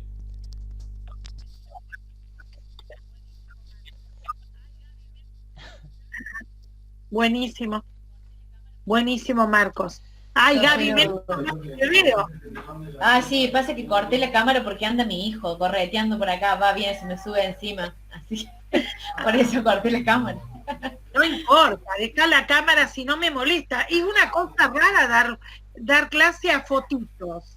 Claro, sí, es verdad. Sí, me imagino que sí. Sí. Así que bueno, gente, nos estamos comunicando, van leyendo y me van escribiendo lo que les escriba. Esperamos las devoluciones, profe. Sí. Dale, yo ya les voy a escribir uno por uno la devolución de los 4 trabajos y voy a tratar de comunicarme con el resto de los compañeros que no tengo idea qué es lo que está pasando, porque hay chicos que me desaparecieron de la faz de la tierra. Entonces... Hay muchos chicos, profe, que de la noche para la mañana se quedaron en el camino, no sé si porque hubo un momento que estábamos súper atorados de trabajos y cosas. Sí, pero por yo más lo que pedimos, voy a invitar, y si ustedes, Rocío, hablan con sus compañeros, traten de invitarlos a que continúen las clases, chicos, porque esta materia, este espacio, este seminario, Profe. es traba para materias del año que viene. Entonces, Profe, no se trabe. sí, el tema es porque que no es tenés no es con su posibilidades cátedra para pensarlo. digamos, la Decime, deserción, es con todas las cátedras. Los que se fueron dejaron la carrera directamente y se fueron, quizá son o sea, sin exagerar, deben ser 10 alumnos más o menos los que se fueron.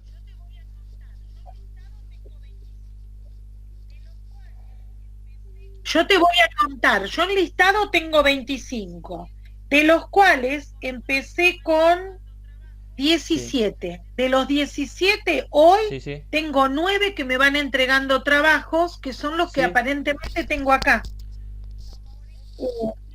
Y ahí me quedé. Igualmente acá me faltan. Somos a lo sumo somos 12, pero con toda la furia. ¿Les pasa en todas las cátedras lo mismo? Sí.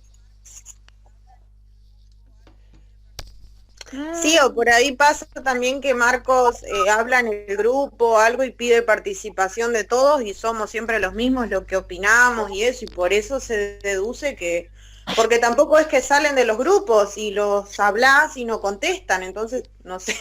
Sí, es que... Y por ahí habría que preguntarles, Marcos, como delegado, profe, en forma privada, yo les voy a escribir, pero ¿qué es lo que está pasando? A mí, por ejemplo, a mí, acá, de Carla, que hoy la tengo acá, Carla. ¿Estás ahí, Carla? De Carla me falta un trabajo que tiene que ver con la segunda clase. Hola, profe. Hola, Carlita. Está? Bien, todos los trabajos envié. Carlita, el segundo yo no lo encontré y revisé todo y tengo impresas las cosas. ¿Se lo mandé a mensajería interna o...? Pero lo tengo acá, sí. ¿Me lo podés reenviar por las dudas? Sí, porque a mí, Carla, no se me falta. Después, Rocío, Cabaña, no la tengo acá. No. Bueno, de Rocío Cabaña no. Después, espérenme que de los que tengo acá, a ver qué me falta. Hay alguien que me está faltando, pues yo tengo 7 trabajos nomás del 4. Bueno, fíjense que hay 2, porque yo tengo acá mi listadito y tengo escrita la apreciación y las consideraciones. Fíjense que de los que estamos acá, hay 2 personas que están faltando que me manden el trabajo 4, por favor. Fíjense, porque ya vamos a subir lo próximo y si no nos vamos a ir atrasando mucho. ¿Se pueden fijar? A no ser, lo que no entré es al Drive, pero no creo, porque todos me lo mandaron por mensajería interna el trabajo. Graciela, acá me figura que el 10 te lo envié. ¿Me lo enviaste el 10? Sí, pero igual te lo vuelvo a enviar. Esperá que voy a volver a mirar. ¿El 10 de qué? De junio. Pero ese día sí, pero el que me falta es ese lo tengo. A ver, ese sí lo tengo. Ese, Carla. Sí. Mirá. Carla Maidana, ese sí lo tengo, Carla. Me falta el que era de abril, el que era para el 27 de abril. Sí, también. Bueno, también. Ese es el que me falta, hija. Y vos sabés que... No, hay uno que hicimos en grupo, Carla, ¿te acordás? Capaz que... No hay trabajo en grupo. No sé si lo enviaste vos o lo envié yo. No, para sujeto nunca hicimos en grupo. ¿Seguro? ¿Seguro? Ah, no, entonces me confundí, disculpen. No armé grupos todavía. Ahora escúchenme, de los que estamos, por eso ustedes también tienen que ir mirando. Vamos a, van a tener que hacer un escrito para, en realidad no está claro si volvemos a la presencialidad, chicos. No está claro ni tiempos ni nada. Mientras tanto, nosotros vamos a seguir construyendo en la virtualidad. Independientemente de estos trabajos, vayan pensando, ustedes los grupos, ¿cómo los tienen armados? ¿De dos o tres? He hecho grupo de 2 nada más. Ahora sumo.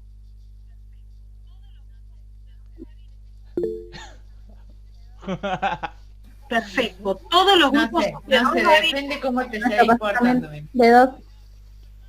Sí, de 2. ¿Qué decís, Gabriela, vos? No, que estoy con Marco en el grupo, profe, de 2 tenemos formado, me parece, para las distintas materias. Dios mío, ¿vos haces grupo con Marcos? Sí, hacemos grupo con Marcos. Ah, bueno. Me da risa. Bueno, yo necesitaría que como estamos armados, me manden, por favor, cómo harían los grupos para que próximo encuentro que haremos la semana que viene, podamos definir grupo y temática a trabajar. ¿Podrá ser? ¿Para la próxima semana? ¿Podrá ser que me manden? Ok. Claro, pero mándamelo antes, Bueno. porque así yo defino los temas, Marcos, y tengo los grupos antes. Sí. Yo Bueno, lo que te diría es que por ahí escribas en el grupo, a no ser, Bueno, si querés, bueno, que genial. yo te mande Sí, un genial. mensaje para que lo reenvíes al grupo con respecto al Una espacio. preguntita con respecto a eso. ¿Te ¿Hay un parece? límite de tope, digamos, de cantidad de Bueno, integrantes y del mientras grupo? tanto, Para ir sabiendo. ¿Cuál es el límite? Perdón, no escuché ahí, se me cortó.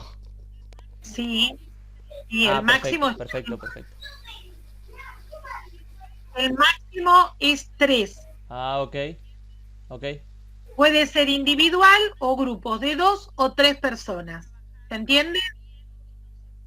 El máximo es 3, Bueno. porque si no, no se puede trabajar bien y no se puede después evaluar bien. Háganme el favor, Perfecto. Marcos, yo te voy a escribirte el mensajito, te lo voy a reenviar a vos para que vos lo reenvíes al grupo. Y después les voy a poner mi número de teléfono para que las personas que ya me entregaron trabajos me escriban a mí en forma personal, me den la respuesta, ¿sabes? Pregunto algo. Ahora que no sé quién me habla. Victoria. Sí, Victoria. ¿Qué tal de vuelta? Pregunto, ¿es recomendable siempre... Trabajos los tuyos, Victoria. ¿Cómo? Muy buenos trabajos los tuyos. Ah, bueno, muchas gracias. Y la cordobesa también. La cordobesa Gracias. tiene una capacidad de escritura y de integración impecable. Genial. Bueno, yo en esto quería preguntar si es recomendable trabajar en grupo para este trabajo de manera individual o sea, ¿se hace más llevadero en grupo o es indistinto para lo Mira, que viene? A mí, en lo personal, me parece mejor, porque es una producción tuya y es la que vas a tener que defender. Para mí sería individual y como mucho 2 en el grupo. Obviamente bueno, que con 9 no van a poder hacer grupos todos de 2. Va a haber algún grupo que va a ser de 3. Por favor, piénsenlo en la semana y me lo mandan, porque de acuerdo a eso colocamos los temas como para que los puedan ir eligiendo e ir viendo el material. Yo lo que voy a tratar ahora en vacaciones es de subir todo el material, lo que pasa es que lo tengo que escanear, escanear e ir subiéndole el material en archivos como para que ustedes puedan ir mirando el material y y puedan ir seleccionando, ¿sí? Me tengo que tomar el trabajo de escanear todo, porque tengo, algunos sí tengo digitalizados y otros no. Entonces lo que no tengo digitalizado se los tengo que escanear para subirlo, que me ha pasado con algunos textos. Ahora les tengo que subir Galende para las características de la Profe, subjetividad contemporánea. Hay varias cosas que he tenido esto de lo que estamos hablando es de cara al escanear. segundo cuatrimestre, ¿no? Lo que Marcos. Sí, porque teniendo en cuenta... ¿De qué estamos hablando? ¿Del trabajo? El trabajo va a ser, tu trabajo va a ser el trabajo final. Vos en cada clase vas a tener un trabajo. Esos trabajos para mí hacen a tu proceso, ¿sí? Voy dando el material para que vayan leyendo. ¿Qué? Es que no hablamos de la metodología, porque Marcos cuestiona esto porque en la última clase virtual que tuvimos, usted había quedado en que íbamos a decidir, todavía no había decidido, perdón, cómo iba a ser, porque usted solía pedir un trabajo grande. Exacto. La monografía no va a ser, Gabriela. Vamos a hacer un trabajo de integración y de reflexión mucho más chico que el de la monografía, de muchas menos páginas y con menos complejidad. Yo lo voy a pasar en la compu y se los voy a enviar para que vean qué es lo que vamos a tener que hacer. Vamos a tomar un tema y sobre ese tema vamos a explayarnos. Primero vamos a tener que contar cómo se construye la subjetividad y cómo esa problemática, cómo la subjetividad es atravesada por esa problemática que elijan. ¿Se entiende? Por eso es necesario que vayan leyendo bien todo lo que es construcción de la subjetividad, anotando dudas y teniendo claro, porque el tema de problemáticas va a ser como mucho más sencillo, en el sentido que la problemática, si vamos a trabajar maltrato infantil, que maltrato infantil es una de las problemáticas, se da desde el momento cero, o sea, desde que se forma la célula hasta los 18 años, es decir, que el sujeto de la educación secundaria ingresa dentro de lo que se llama el maltrato infantil. ¿Se entiende? Por eso yo les voy a hablar de maltrato infantil y usted me va a decir que está hablando de maltrato infantil si estamos trabajando con adolescentes. No, porque se considera de los 0 a los 18 años. Y todo lo que trabajemos como violencia en la escuela, también vamos a trabajar la violencia en la escuela, pero vamos a como problemática. Pero, ¿qué va a pasar con ese sujeto? Yo voy a trabajar con el sujeto de la educación secundaria. ¿Qué pasa con la violencia en la escuela en el adolescente? ¿Se entiende? Cómo ve atravesada su subjetividad con esta problemática. ¿Se entiende? Bien. La idea es esto, y después lo que sí hay que hacer es plantear, así como siempre se hace una defensa del trabajo que ustedes hacen, que narran, van a hacer una defensa oral de ese trabajo. Que espero que estemos en la presencialidad, y si no estamos en la presencialidad, haremos grupos chicos o lo haremos así en forma virtual, lo iremos conversando, ¿sí? Pero esto del trabajo que les estoy hablando es con el que vamos a cerrar el espacio, independientemente de los trabajos parciales que ustedes tengan en cada una de las clases que tengamos. ¿Se entiende? ¿Marcos quedó claro? Sí, entendí. Eso es lo que me... Quedó duro, Marcos, sí, ahí está. Sí. Es que yo ya tuve... Perdón. Nada. ¿Quedó claro? Tuve sujetos de la educación en ciencias de la educación en la otra carrera en la que estuve normal. Ya y por eso quería saber, porque o sea, se asimilaba a la manera que utilizó la otra profesora que tuve. Nada más, eso era.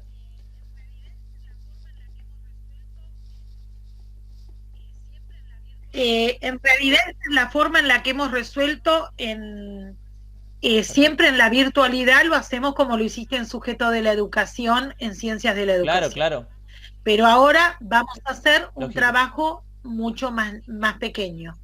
No vamos a llegar a hacer una monografía. Lo que vos hiciste Sí, en sí. sujeto de la Claro, educación eso corresponde a la de situación ciencias que es estamos una atravesando monografía, hoy. como hacemos en presencialidad. ¿Sí? Sí, porque a mí me dieron a evaluar qué me parecía. Si estábamos en condiciones de... Yo, en lo personal, creo que no estamos en condiciones de, porque no todos están con una conexión como la que corresponde, no todos pueden tener acceso a todo el material. De hecho, mirá la bajada en matrícula que hemos tenido en el curso. Así que tenemos que evaluar esta situación real que tenemos. Y de última, si no tenemos presencialidad, haremos la defensa en un coloquio por Meet. Con los dos alumnos que haya o con el alumno que haya, se hará la defensa correspondiente, Perfecto. la presentación del trabajo y la defensa, que es el coloquio. Nada de otro mundo. Bueno, niños, nos estamos viendo, si Dios quiere, el día. ¿Qué tenés, guante o algo que te sujeta la mano por algo, Gaby?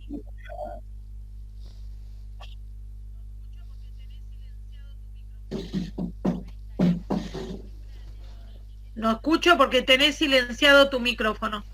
Ahí está. Tengo una tendinitis en la mano derecha, profe. Me parecía cuando yo me Claro, sí, pero salud. me pusieron ese que es de acetato, no sé de qué es. No. Este es de metal por dentro. Ah, Es mira. un inmovilizador. Mira. Bueno, Sí, cuida. estoy mal escribiendo. Justo la mano derecha. Sí, por el mouse y la compu. Sí. Bueno, Bueno, gente, nos estamos viendo el lunes, si Dios quiere. Chao, Gracias. profe, hasta luego. Nos vemos. Hasta luego. Chao.